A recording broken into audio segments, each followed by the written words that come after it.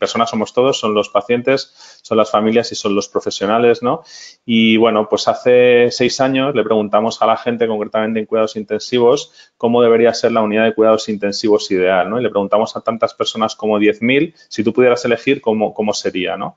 Y bueno, esto fue publicado en New England como Catalyst, como un cambio en el modelo de gestión para las unidades de cuidados intensivos, ¿no?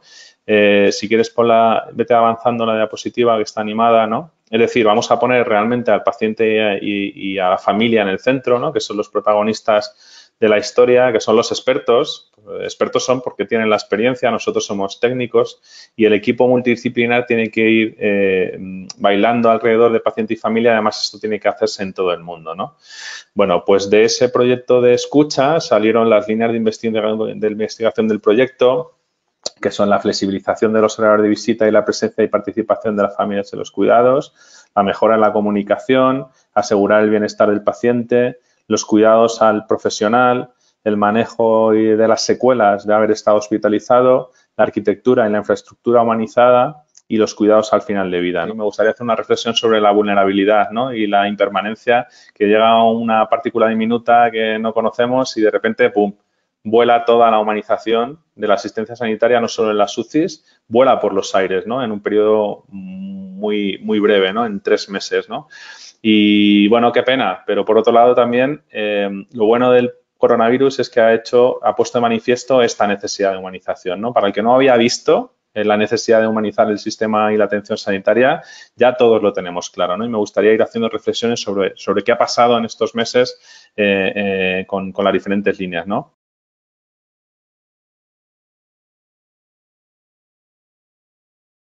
Todos sabéis que las visitas se han prohibido en los hospitales, probablemente en un modelo más basado en el miedo que en la ciencia, ¿no? Y a esto quiero decir que si los profesionales sanitarios no tenemos déficit de equipos de protección individual y llevamos trabajando y estamos protegidos, como ha dicho el doctor Pedro Carda, ¿no? Con los equipos y estamos bien y estamos seguros, ¿qué razón hay que pensar para que las familias se infecten, ¿no? Si tenemos equipos para ellos, si les enseñamos a ponerse unos guantes, una mascarilla, una pantalla, un equipo de protección individual, ¿por qué las familias tienen que estar fuera? ¿No? Que esta ha sido la recomendación de las consejerías a nivel nacional e internacional, ¿no? Esta es una foto tomada hace 3 días en mi unidad, ahora en el Hospital de Motril. Y bueno, ahora ya no es tan llamativo ver a las familias dentro, ¿no? Acompañando a los seres queridos y tocando a los pacientes, ¿no? Aunque en muchos sitios sigue siendo bastante llamativo, ¿no?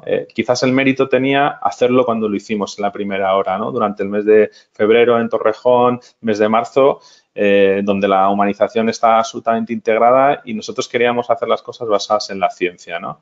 De hecho, la buena noticia es que gracias a esa experiencia de pocos sitios que nos atrevimos a romper la norma y a ser en cierta medida transgresores, pues las recomendaciones científicas para la política de visitas de la Sociedad Española y de la Federación Panamericana Ibérica van en este sentido, ¿no? Entonces, creo que de algo ha servido la pandemia en este sentido, ¿no? Y bueno, ¿había alguna manera de mejorar esa posibilidad de las visitas? Claro que sí, ¿no? Con visitas de cierto modo virtuales, ¿no?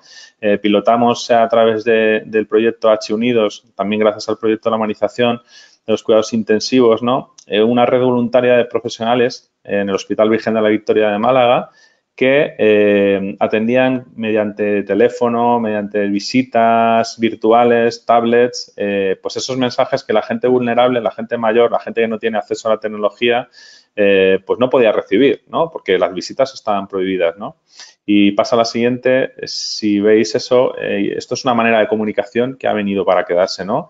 Pues hubo un montón de personas en ese hospital y en muchas partes del mundo, lo habéis visto en las imágenes en televisión, que gracias a esas videollamadas pues pudieron ser administradas esas píldoras emocionales, bueno, esas visitas y ese apoyo familiar que de otra manera, pues en muchas ocasiones no se hubieran poder dar porque las familias estaban también aisladas o confinadas en su casa o también incluso por el propio miedo al contagio, ¿no?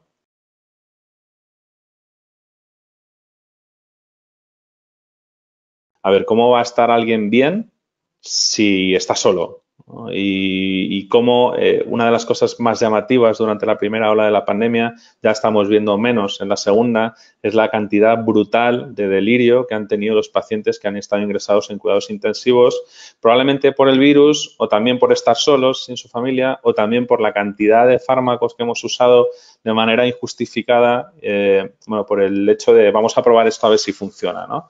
Ya sabemos que en la segunda ola se manejan mejor los pacientes, sabemos que hay cosas que no han demostrado eficacia científica y por lo tanto ya no se usan, ¿no? Acabamos de publicar en el Congreso de la Sociedad Española de Medicina Intensiva los resultados de este estudio multicéntrico internacional con más de 2.100 pacientes adelante, que se va a publicar pues antes de Navidades en el Lancet, ¿no? Donde hemos visto que el delirio y el coma son absolutamente epidémicos en la pandemia, sigue avanzando, que la duración de la disfunción cerebral es prolongada y esto tiene secuelas cognitivas en la evolución de los supervivientes, sigue avanzando, que los dos predictores de delirio de los pacientes son el uso de benzodiazepinas, cosa que ya sabíamos, ¿no? Y que la visita familiar no se dé. O sea, algo tan sencillo como permitir que la familia entre a estar acompañando a los seres queridos reduce la incidencia de delirio de los pacientes en un 30%, ¿no? Además, esto es una serie a nivel mundial, ¿no?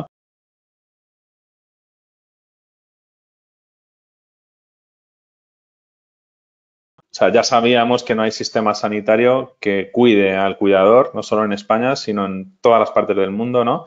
Sabíamos también que el 50% de los profesionales sanitarios sufren de desgaste profesional y si pudiéramos elegir abandonar la profesión, ya lo habríamos hecho, ¿no? El 50%. Yo creo que no hay ninguna empresa en el mundo que consentiría que la mitad de sus trabajadores quisiera abandonar la profesión, ¿no?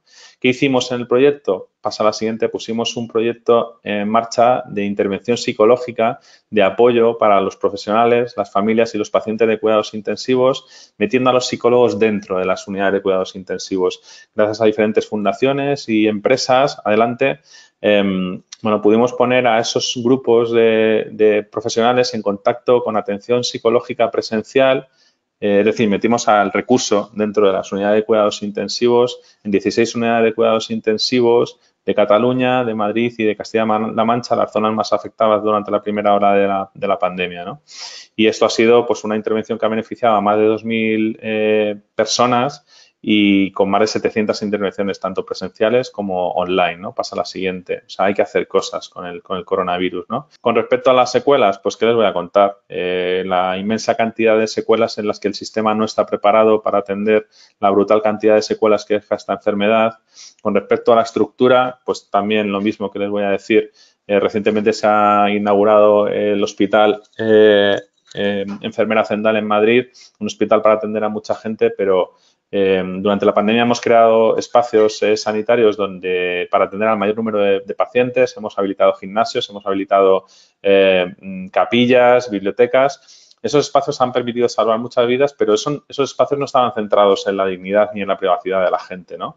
Y esto nos tiene que hacer aprender, ¿no? Muchas cosas, ¿no?